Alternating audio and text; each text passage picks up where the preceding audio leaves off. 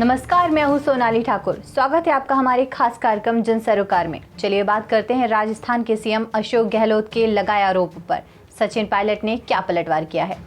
आपको बता दें कि राजस्थान के सीएम अशोक गहलोत के लगाए गए आरोपों पर सचिन पायलट ने पलटवार किया। उन्होंने कहा कि कुछ लोग मुझे बदनाम करने की कोशिश कर रहे हैं, कुछ लोग चाहते हैं कि कांग्रेस कमजोर हो। सचिन पायलट ने 5 दिन की पदयात्रा का ऐलान भी किया है। आपको बता दें कि इसी दौरान पूर्व डिप्टी सीएम ने कहा कि मैं अब ना उम्मीद हो चुका हूं, संघर्ष यात्रा निकालूंगा, मैं लोगों के बीच अपनी आवाज उठाऊंगा, अजमेर से जयपुर की पदयात्रा करूंगा, 5 दिन की इस यात्रा में लोगों से बात करूंगा। जयपुर में प्रेस कॉन्फ्रेंस करते हुए सचिन पायलट ने अशोक गहलोत के आरोपों को झूठा और बेबुनियाद बताया है। सचिन पायलट ने कहा कि मैंने मुख्यमंत्री अशोक गहलोत का धौलपुर का भाषण सुना, उसे सुनकर ऐसा लगता है कि जैसे उनकी नेता सोनिया गांधी नहीं, वसुंधरा राजे है। एक तरफ ये कहा जा रहा है कि हमारी सरकार को गिराने का काम भाजपा कर रही थी, तो वहीं दूसरी तरफ कहा जाता है कि हमें बचाने का काम वसुंधरा राजे कर रही थी।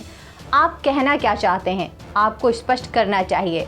मैं जनता के बीच इस मुद्दे को उठाऊंगा। सचिन पायलट ने कहा कि मुझे बहुत कुछ कहा गया है, कभी कोरोना तो कभी गद्दार। मैं 2.5 साल से यह सब सुन रहा हूँ।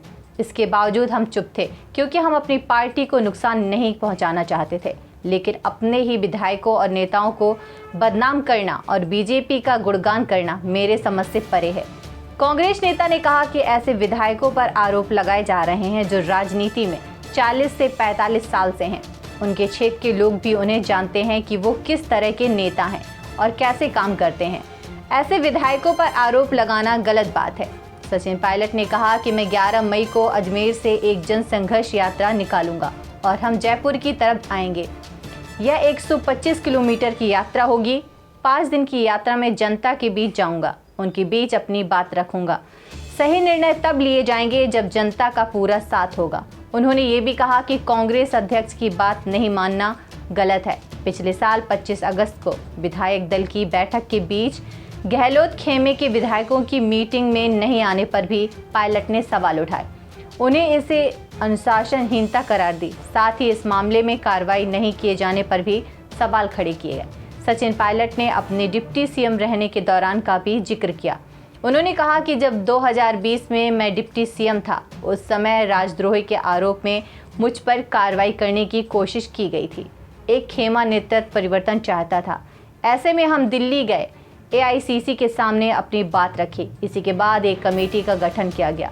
कमेटी ने सबकी बातों को सुना और इसी के आधार पर रोड मैप तैयार किया गया। इस दौरान अनुशासनहीनता का काम किसी ने नहीं किया, लेकिन मुझ पर लगातार आरोप लगाए जाते रहे हैं। इससे मैं ना उम्मीद हो चुका हूँ।